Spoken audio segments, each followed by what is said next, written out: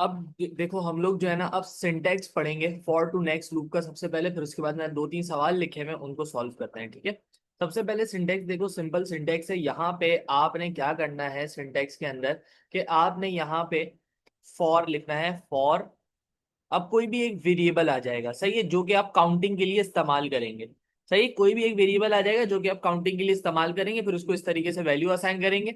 And वो value क्या होगी, 1 2, जहां तक आपने रिपीट करना है, 1 2 आप जहां तक रिपीट करना चाहते हैं वहां तक आप लिख दें। सही है, उसके नीचे अपना कोड लिखें, जो भी आपने कोड लिखना है। एंड एट द एंड जब आप उसको इंक्रीमेंट करवाना चाहेंगे तो वहां पे लिख देंगे नेक्स्ट इंडेक्स, वो नेक्स्ट वेरिएबल। वेरिएबल का नाम जो भी है वो नेक्स्ट वेरिएबल आ जाएगा। अब इस लाइन से होता क्या है ना, बेसिकली ये जो लाइन है नेक्स्ट वाली, ये बेसिकली इस्तेमाल होती है आपकी इंक्रीमेंटेशन के लिए। मिसाल के तौर पे आपका वेरिएबल, पहली value of your variable will be 1, ठीक है। जब वो पूरा काम करके नीचे आएगा एट द नेक्स्ट वेरिएबल, यानी नेक्स्ट कुछ भी लिखा होगा यहाँ पे, तो वो 1 के बाद उसकी नेक्स्ट वैल्यू अपडेट हो जाएगी, यानी वैल्यू हो जाएगी 2। यानी जो नेक्स्ट वाली स्टेटमेंट है ये इंक्रीमेंट की स्टेटमेंट है। अभी हम लोग इसको सवाल के अंदर भी समझते हैं, ये इंक्रीमेंट की स्टेटमेंट है, ठीक है। जरा आइए अब हम लोग इसको सवाल के अंदर समझें। ठीक है भाई, यहाँ पे सवाल लिखा हुआ है, write a pseudo code in which take name as an input from 30 student and output them.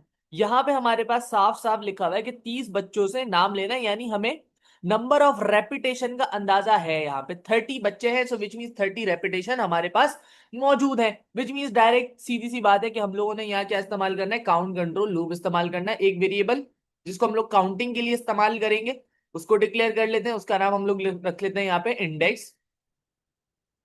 सही, ये काउंटिंग के लिए लूप के अंदर इस्तेमाल होगा। इसकी वैल्यू या इसका हम लोग डाटा टाइप इंटीजर आ जाएगी।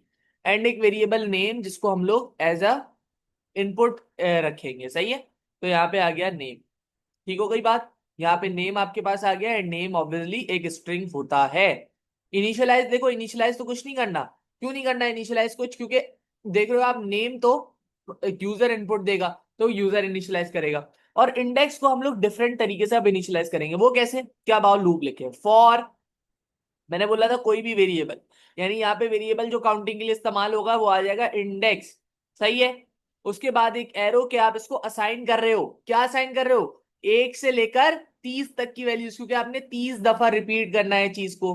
बात समझ आ गई, ये आपका लूप यहां से शुरू हो गया। अब इसके नीचे आप उसके काम लिखोगे, क्या काम लिखोगे, आप यूजर से क्या मांगेंगे, आउटपुट बोलेंगे उससे के एंटर योर नेम। वो करेगा नेम को एंटर, यानी इनपुट नेम।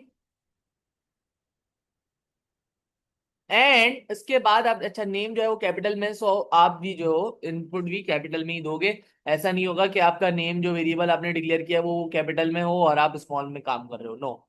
सही है, तो ये यूजर ने इनिशियलाइज कर दिया नेम को। एंड फिर प्रोग्रामर ने भी इसको आउटपुट कर दिया, क्योंकि इसने क्या लिखा हुआ है, आउटपुट देन।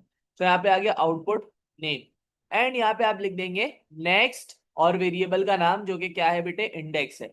अब जरा इस कोड को चलता है कैसे है ये देख लो जरा। अब यहाँ पे सबसे पहली चीज क्या होगी कि यहाँ पे जब आपने किया 1 to 30, तो first value that will be assign to index will be 1। जब ये 1 लेके अंदर जाएगा तो यूजर की स्क्रीन पे आएगा आउटपुट एंटर योर नेम। फिर यूजर यहाँ से इनपुट करके नेम को एक वैल्यू दे देगा, फिर वही वैल्यू जो आप हो वो आउटपुट कर दोगे, आपकी स्क्रीन पे आउटपुट आ रहा होगा। नेक्स्ट लाइन जब आप पढ़ेंगे नेक्स्ट इंडेक्स की, तो नेक्स्ट इंडेक्स क्या करता है, बेसिकली इंडेक्स की वैल्यू को एक बढ़ा देता है, यानी इंक्रीमेंट कर देता है। ये मैंने आपको पहले भी बता दिया था। यानी अब जो इंडेक्स की वैल्यू 1 थी अब वो 2 होगी, 2 के साथ वो ऊपर जाएगी। अब देखो लूप क्या कह रहा है, 1 से लेकर 30 तक चलाना है, तो 2 जो है वो इन इन रेंज है, यानी आप वापस नीचे आ जाओगे। इसी तरीके से सेम काम करोगे, अगली दफा आपकी वैल्यू क्या हो जाएगी, 3 हो जाएगी। और इसी तरीके से ये कब तक होता रहेगा, जैसे ही 30 होगी, अब जब वो जाके 31 हो जाएगी तो बस आपका काम वहां से खत्म हो जाएगा। 30 होगी, 31 होके ऊपर जाएगी, 31 होके जैसे ही ऊपर जाएगी इसने क्या पढ़ना है, 1 से लेकर 30 तक, यानी 31 इज आउट ऑफ रेंज, ये नीचे वापस नहीं आएगा। That is how your for loop works, okay. अब एक और एग्जाम्पलरी क्वेश्चन यहाँ पे देखो, क्या लिखा है, take 100 numbers as an input from the user and output their sum. यहां पे हम लोगों ने दो चीजें रियलाइज कर लेनी है। देखो, नंबर जो है वो यूजर इनिशियलाइज करेगा, तो उसको बाहर से इनिशियलाइज करने की जरूरत नहीं है, लेकिन हमें सम को इनिशियलाइज करना पड़ेगा, क्योंकि इसने कोई तस्करा नहीं किया कि सम कौन इनिशियलाइज करेगा, विच मीन्स जाहिर सी बात है हम खुद कर रहे होंगे। सो हम लोग declaration of the variable first of all यहाँ पे कर लेते हैं। डिक्लेयर, यहाँ पे देखो हमारे पास पता है कि हम लोगों ने कितने नंबरों तक चलाना है, काउंट है हमारे पास, तो बेसिकली हम लोग क्या इस्तेमाल करेंगे, काउंट कंट्रोल लूप इस्तेमाल कर रहे होंगे। तो यहाँ पे हम लोगों ने क्या लिखा, डिक्लेयर इंडेक्स, सही है जी। इसके बाद हम लोग यहाँ पे एक वेरिएबल जिसका नाम हम लोग सम रखेंगे, और एक वेरिएबल जिसका नाम हम लोग नम रखेंगे, जो बेसिकली यूजर इनपुट देगा वो यहाँ पे आ जाएंगे सारे के सारे इंटीजर में। समझ आ गई बात आपको? अब जरा आप देखें होगा क्या। अब यहाँ पे आपको पता है कि सम को आपने क्या करना है, इनिशियलाइज करना है, क्योंकि प्रोग्राम ने आपको या क्वेश्चन ने आपको ये नहीं बोला कि सम को कोई और बंदा इनिशियलाइज करेगा, इट मींस आप ही करोगे। ये आ गया 0।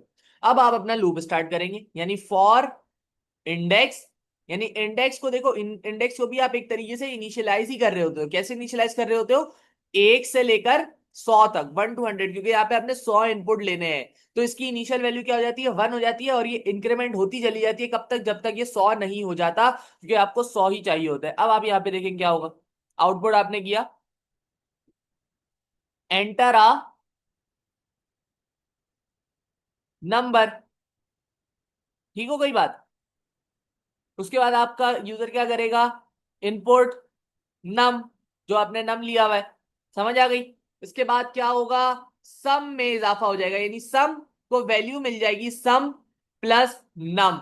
अब ये क्या है, ये आपके पास ये है भाई कि जो सम की न्यू वैल्यू, ये बेसिकली बताता है कि जो सम की न्यू वैल्यू है ना, वो कैसे आएगी, सम की पुरानी वैल्यू में नम को ऐड करके। तो आप देखें, सम की पुरानी वैल्यू क्या थी, 0। सम की न्यू वैल्यू जो, और जो भी नम यूजर इनपुट करेगा वो सम की पुरानी वैल्यू में ऐड होगा, वो सम हो जाएगा। मिसाल के तौर पे यूजर आया, उसने 10 एंटर किया, तो 0 + 10, इस वक्त सम क्या हो गया, 10 हो गया।